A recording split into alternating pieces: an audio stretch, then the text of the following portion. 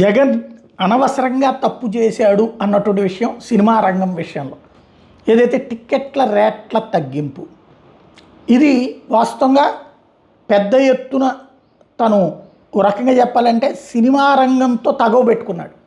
అది పవన్ కళ్యాణ్ తన కోసమేనన్నటువంటి కసి పెట్టుకోవడానికి కారణమైంది. జగన్ని దించడానికి తొలిమెట్టు అదే అయ్యింది. అదే సమయంలో టిక్కెట్ల రేట్లు పెరిగినాయి, తగ్గిన రేట్ల దగ్గరికే వెళ్తున్నారు.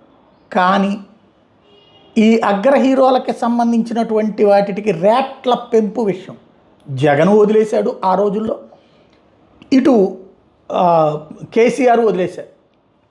అయితే భారీ రేట్ల పెంపుకి అంగీకరించలేదు. కానీ ఇవాళ చూడండి, 800కి అమ్ముకోండి, 1000కి అమ్ముకోండి, నో ప్రాబ్లం.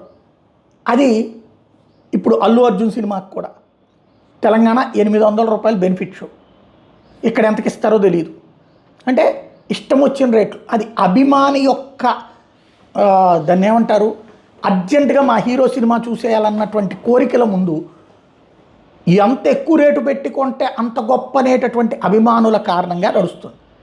వాస్తవంగా వీటి వలన సినిమా రంగానికి ప్రయోజనమా నష్టమా అంటే ప్రయోజనమే. ఎవరికి? హీరోలకి ప్రయోజనం, నిర్మాతలకు ప్రయోజనం. కానీ వీటి ఇంపాక్ట్ అభిమాని వరకు ఖర్చు పెట్టడంలో తప్పులేదు.